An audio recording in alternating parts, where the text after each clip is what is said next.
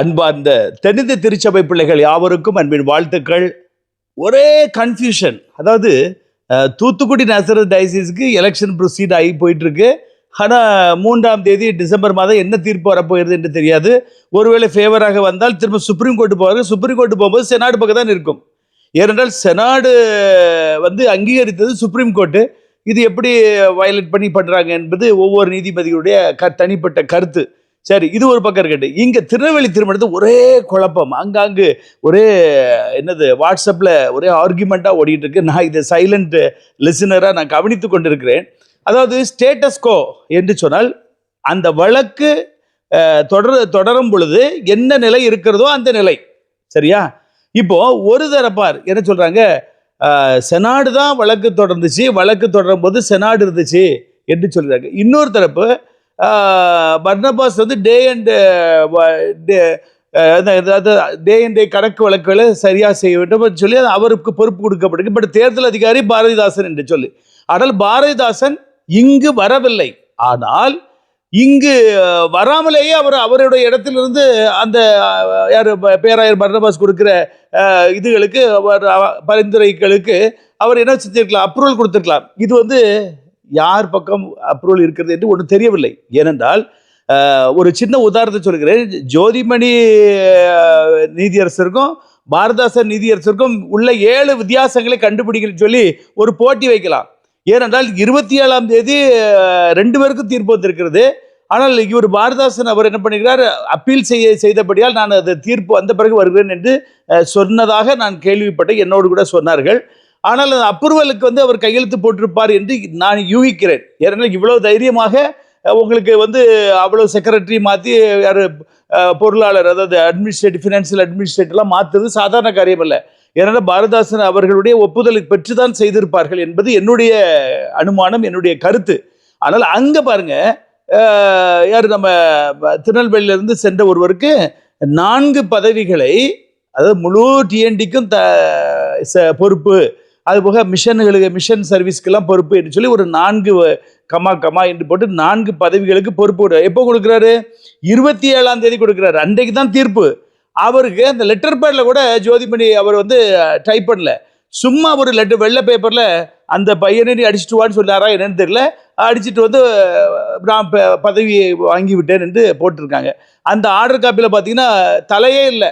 அதாவது சும்மா டைப் அடிச்சு கொடுத்துருக்காங்க. நீனே அடிச்சுட்டு வாப்பா, உனக்கு என்ன பதவி வேணுமோ சொல்லு, நீ அடிச்சுட்டு வா, உனக்கு கையெழுத்து போட்டு தரேன்னு சொல்லி. அப்போ இதிலிருந்து என்ன தெரியுது என்றால், தீர்ப்பு வந்தது உடன் யாருக்கு பவர் வருகிறது, அங்கு ஜோதிமணி ஐயாவுக்கு, இங்கு பாரதாசன் ஐயாவுக்கு பவர் வருகிறது. ஆனால் ஜோதிமணி ஐயா அவசரப்பட்டு உடனே தேர்தல் நடத்துகிறார். பாரதாசன் ஐயா வராமல் இருந்து பார்ப்போம், அப்பீல் பேருக்குலாம் என்ன நடக்குதுன்னு பார்ப்போம் என்று அவர் சைலண்டா இருக்கிறார். 2 பேருக்குள்ள அந்த முதிர்ச்சி அதுதான் நம்ம பார்க்க வேண்டும். 2 பேரும் ஓய்வு பெற்ற நீதிபதி. ஆனால் பாரதாசன் ஐயாவுக்கு வெயிட் பண்றாரு, அப்பீல் பேருக்கு என்ன பதில் வருது என்று சொல்லி. ஜோதிமணி ஐயா உடனே அனௌன்ஸ் பண்ண சொல்லி தேர்தலுக்கு நடத்தியாச்சு. இப்போ நேற்றிலிருந்து தான் தேர்தல் பிரச்சாரம் ஆரம்பித்திருக்கிறார்கள் என்று எனக்கு அதுக்கு வருகிறது. ஒருத்தரும் அவ்வளோ ஒரு பெரிய இன்ட்ரெஸ்டாக இல்லை. ஏனென்றால் இந்த தேர்தல் ரத்தாக 100க்கு 100 வாய்ப்பு இருக்கிறது. இல்லை என்னாலும் இங்கு ரத்தாகனால் சுப்ரீம் கோர்ட்டில் போய் ரத்தாகும். இதுதான் எனக்கு தெரிந்த வழக்கு சம்பந்தமுள்ள ஞானத்தின்படி சொல்றேன். ஏனென்றால் சுப்ரீம் கோர்ட் யார் செனாடை அங்கீகரித்தது. நம்ம 1.5 வருஷம் கோர்ட்டில் கிடந்தது, நம்ம வாய்தா போயிட்டு இருந்து நம்மளாம் பார்த்து கொண்டதும் செனாடை ஏற்றுக்கொண்டது. அதனால செனாடு என்ன சொல்கிறோம் அதுதான் உண்டே தவிர இடைக்குல நீதிபதியை போட்டது வச்சது. சரி, இப்போ நீதிபதியை போட்டதில் தூத்துக்குடி நேசரத் டயசிஸில் பாருங்க, அந்த ஒரு யூடியூபர் என்ன சொல்றாரு, ஜோதிமணி ஐயா இவர் அட்வொகேட், அதாவது இது தேர்தல் அதிகாரி 3 உள்ளே இருந்து எதிரணிக்கு தகவல்களை கொடுக்கிறார் என்று இவர் சொல்லுகிறார். உள்ளே இருந்து எதிரணிக்கு தகவல் கொடுக்கிறார் என்று. அப்படி என்றால் ஜோதிமணி ஐயா எந்த அணி? பெரிய கொஸ்டின் மார்க்கு. மக்கள் கேட்க வேண்டும். அவர் தான் சொல்றாரு. அதாவது அந்த வேற அவர் பேர் என்ன, அட்வொகேட்டா இருந்தார்ல பிரபாகரன், அவர் தேர்தல் அதிகாரி 3ஆக போடப்பட்டிருக்கு. அவர் இங்குள்ள தகவல்களை, இங்குள்ள ரகசியங்களை எதிரணிக்கு கொடுத்து கொண்டிருக்கிறார். ஆகவே அவரை பதவியிலிருந்து நீக்க என்று சொல்றார். அப்படி என்றால் ஜோதிமணி ஐயா எந்த அணி? அவர் நியூட்ரலா இருக்கணும். இவர் சொல்ற பார்த்தா இவர் எஸ் டி ராஜன் அணி மேல தெரியுது. ஏன்னா எதிரணிக்கு தகவல் சொல்கிறார் என்று சொன்னால் என்ன அர்த்தம்? அவர் டிஎஸ்எஃப் சொல்கிறார். அப்போ டிஎஸ்எஃப் அணி எதிரணியா இருந்தால் இவர் ஆளுங்கட்சியா? ஜோதிமணி ஐயா வந்து யாரு? எஸ்டிகே ராஜன் குரூப்பா? இதெல்லாம் கேட்க வேண்டுங்க. அதுல அவர் வாயாலே நுழலும் தன் வாயால் கெடும் என்று வாயின் வார்த்தையினாலே சிக்கிக் கொண்டார். அப்போ இங்கு உள்ள தகவல்களை எதிரணிக்கு சொல்லுகிறார் என்று சொன்னால் அப்போ எவ்வளவு தூரம் இவர் ஒரு அணிக்கு செயல்படுகிறார். நான் என்ன சொல்ல, 2 அணிக்கும் நாங்க சப்போர்ட் பண்ணல. கழுத விட்ட முன்னுட்டார பின்னுட்டாரு ரெண்டும் ஒண்ணுதான். ஒரே குட்டையில ஊர்னா மற்ற நான் ஆரம்பத்திலும் சொல்லிட்டு இருக்கேன். ஆகையினால திருச்சபை மக்கள் போதகர்கள் இருக்கிற கூப்பி கேட்கிற இந்த அந்த அணி இந்த அணின்னு போகாதீங்க. உங்க மரியாதையெல்லாம் நீங்களே கெடுத்துக்கிட்டுறீங்க. நீங்க ஒரு ஊழியக்காரங்க, நீங்க அநேகரை ஆசீர்வதிக்கிற இடத்துல இருக்கிறீங்க. நீங்க திருமணம் செய்து வைக்கக்கூடிய இடத்துல இருக்கீங்க, அடக்கம் பண்ணக்கூடிய இடத்துல இருக்கீங்க, ஞானசாரம் கொடுக்கக்கூடிய இடத்துல இருக்கீங்க, ஒரு ஆலயத்தை பிரதிஷ்டைப்படக்கூடிய இடத்துல இருக்கிறீங்க, ஒரு வீட்டை பிரதிஷ்டைப்படக்கூடிய ஒரு கனத்துக்குரிய பதவியில் இருக்கிறீங்க. ஆனால் நீங்கள் கனஈனப்படுகிறீர்கள். இந்த அரசியல்வாதி பின்னாடி போய் கனஈனப்படுகிறீர்கள். ஏய் வா நீ நான் என்று பேசுவதை 2 அணிக்காரும் பேசுவதை நான் கண்ணால பார்த்திருக்கிறேன். ஏன் முன்னாடியே நடந்தது. வைஸ் சேர்மன் அவர் எவ்வளவு வயது மூப்பு, அவர் 67 வயது. அவரை ஒரு மனிதனை, ஒரு நாயை பேசுவதை விட அதிக தரக்குறைவாய் என் முன்பதாக எஸ்டி அணியிலிருந்து பேசினார்கள். அதே போல டிஎஸ்எஃப் அணி பேசுறாங்க. அதனால நான் என்ன சொல்றேன், இந்த தடவை தேர்தலில் ஒரு மாற்றம். அவங்க எந்த அணியில ஜெயிச்சு வரட்டு, டிசியா வந்த பிறகு நீங்க எல்லாரும் தயவுக்கு வந்து ஒரு மாற்றத்தை நோக்கி நம்ம ஒன்றாய் வருவோம். இப்ப ஒரு யூடியூபர் என்ன சொல்றாரு, மாற்றம் மாற்றம் என்று சொல்கிறார். ஆனால் அவர் ஒரு அணி தான். அவர் ஒரு எஸ்டிகே ராஜன் அணியோடு தான் இருந்து கொண்டு மாற்றம் வேண்டும் என்று சொல்கிறார். அதெல்லாம் அந்த வாயில வந்து உளறி வந்தது தான் என்னது, அவர் வன்மமாய் இவரை சொல்கிறார். யார்? அந்த பிரபாகரன் அட்வொகேட்டை சொல்கிறார், அவரை நீக்க வேண்டும். அவர் எதிரணிக்கு தகவல்களை எடுத்து கொடுக்கிறார், அப்டேட் கொடுக்கிறார். அப்படினால் இவர் எந்த அணியில் இருக்கிறார் என்பது நீங்களே புரிந்து கொள்ளலாம். ஆகவே இப்படிப்பட்ட குளறுபடிகள் நடந்து கொண்டிருக்கிறது. யாருமே ஜெனியூன் கிடையாது என்பது எனக்கு தெரியும். ஏனென்றால் நான் 2 அணிக்கும் தபால் கடிதம் கொடுத்திருக்கிறேன். ஆனால் எல்லாருக்கும் வாக்க போட்டாச்சு.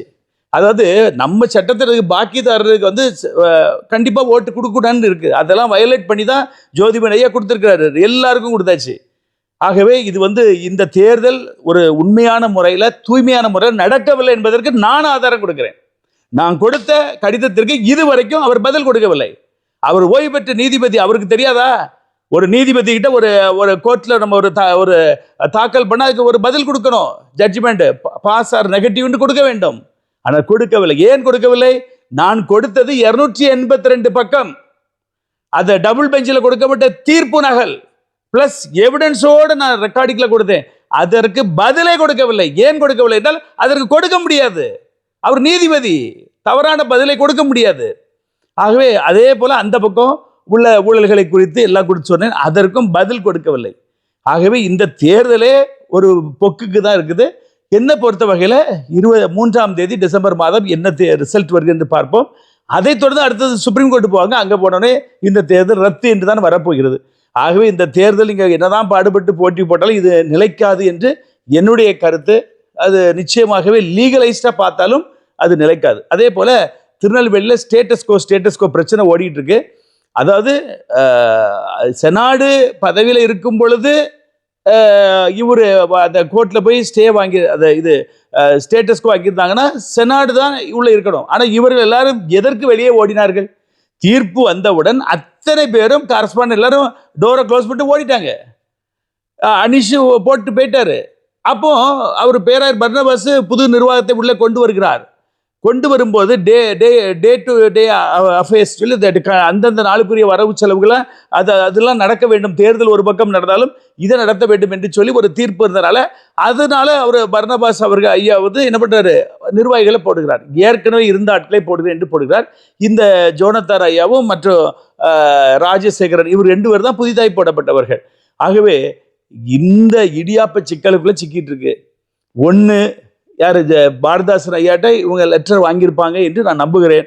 அப்படி வாங்கவில்லை என்றால் தான் யாருக்கு பொசிஷன், செனாடுக்கு பொசிஷன், செனாட் அட்மினிஸ்ட்ரேட்டிவ் கமிட்டிக்கு பொசிஷன். பட் இவங்க ஏன் பொசிஷன் விட்டு போனாங்க என்பதற்கு யாருக்கும் சொல்ல முடியலை. டிஎஸ்ஆரியில் தலைமையும் இல்லை, ஒன்றும் இல்லை. ஏதோ ஒன்று பண்ணி கொண்டு இருக்கிறார்கள். அவர்களை யார் வெளியே போய் சொன்னா ஒருத்தரும் சொல்லவில்லை. அவர்களே ஓடி விடுகிறார்கள். திரும்ப அவர்களே உள்ளே போகணும் என்று கமிஷனர் ஆஃபீஸில் போய் காத்து கிடக்கிறாங்களாம். உரிமை இருந்தால் நேரில் உள்ளே போயிட வேண்டியதானே, எதுக்கு கமிஷன் ஆஃபீஸ் தேவை?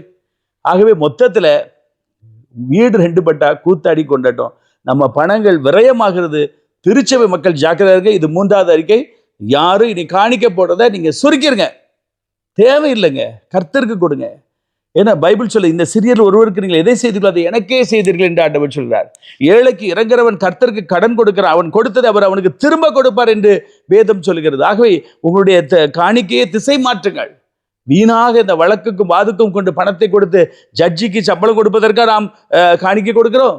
2 லட்சம் 4 லட்சம் 5 லட்சம் என்று மாதத்திற்கு சம்பளம் கொடுப்பதற்காக நாம் காணிக்கை கொடுக்கிறோம். வேலையே செய்யாமல் சம்பளம் போகிறது. ஒரு மாதத்துக்கு 2 முறை விசிட் ஃபிளைட்ல வந்துட்டு போகுது 2 லட்சம் ரூபாய். அப்ப பாருங்க, நீங்க தான் அந்த காணிக்கை பணம் விரயமாகிறது. வழக்குக்கும் வாதுக்கும் எல்லாத்துக்கும் விரயமாகிறது. திருச்சபை மக்கள் கவனமா இருங்க. தூத்துக்குடி நாசர் திருச்சபை மக்கள் ரொம்ப ரொம்ப கவனமா இருங்க. முழுக்க எதற்கெடுத்தாலும் வழக்குக்கு போயிட்டு இருக்கிறோம். இந்த பணங்கள் எல்லாம் வீணாகிறது. காணிக்கை போடுறதை சுருக்கிருங்க. சும்மா 5 ரூபா 1 ரூபா 2 ரூபா அப்படி கைக்குள்ள போடுங்க. உங்க கணக்குப்படி தசமபாகம் எடுத்து எப்படி கொடுக்கணும் என்பதை கர்த்தர் உங்கள் உள்ளத்துல ஏவார். அப்படி நீங்க கொடுங்க, பொருளாய் கொடுங்க. நான் தான் சொல்கிறேன், பொருளாய் கொடுங்க, தேவைகளுக்கு சந்திக்க கொடுங்க, பணமாய் கொடுக்காதீங்க. அதே போல 25 டயசிஸும் இதை பார்த்து கொண்டிருக்கிறீர்கள். நீங்களும் ஜாக்கிரதையாக இருங்கள். இனி உள்ள காலங்கள் ஒரு பெரிய புரட்சி வரும் என்று நான் எதிர்பார்க்கிறேன். இவ்வளோ பெரிய மோதல் வந்தால் தான் ஒரு புரட்சி வரும். ஆகவே நிச்சயமாக ஒரு பெரிய மாற்றம். விசேஷமாக Thoothukudi Nazareth Tirunelveli diocese TDTA என்கின்ற ஒரு கம்பெனிக்குள் இயங்குகிறது. ஆகவே நாம் எல்லாரும் ஒற்றுமைப்படுவோம். இந்த நேரத்தில் DSF, ST ராஜன், மற்றபடி DS, வேதநாயகம், ஆன்மீக பிரிவினை இல்லாமல் நாம் எல்லாரும் ஒன்றுபட்டு நாம் ஒரு முன்மாதிரி உள்ள TDTA சபையாக நம்ம எழும்பி நிற்போம். மற்ற திருச்சபைகள் அது அவங்கவுங்களுக்குரியது அவங்கவுங்க பார்த்துட்டு போட்டு, நம்ம முதல்ல நம்முடைய திருச்சபை வெள்ளைக்காரர்கள் ஆரம்பித்து கொடுத்த அந்த TDTA Tirunelveli diocesan trust association, அந்த கம்பெனிக்குள் போதகர்கள் சம்பளம் வாங்கிறார்கள், பேராயர் சம்பளம் வாங்கிறார்கள், அரசு ஊழியர்கள் சம்பளம் வாங்கிறார்கள், ஆசிரியர்கள் மற்றும் செல்ஃபைனான்ஸ் உள்ள எல்லாருமே TDTAல சம்பளம் வாங்குறீங்க. திருச்சபை பில்டிங் எல்லாம் TDTA சொத்து, திருச்சபை காங்கிரிகேஷனும் TDTA சொத்து. ஒன்று பேராயர் மாத்திரம் செனாடு மூலம் அபிஷேகம் பண்ணப்பட்டிருக்கிறார், அவ்வளவுதான். ஆனால் அவர் தேர்தலில் வச்சு தேர்ந்தெடுக்கப்பட்டது TDTA தேர்தலில் தான்.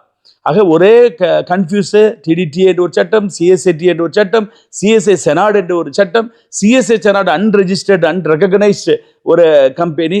ஆகவே ஒரே குழப்படி. இவையெல்லாம் ஒரு முட்டி மோதி வரும் பொழுது ஒரு நல்லதொரு தீர்வு வரும் என்பதை நான் எதிர்பார்க்கிறேன். நிச்சயமாக ஒரு மாற்றத்தை நோக்கி பார்ப்போம். மீண்டும் நல்ல செய்தியோடு உங்களை சந்திக்கும் வரை தேவ கிருபை எங்களோடு இருப்பதாக. God bless you.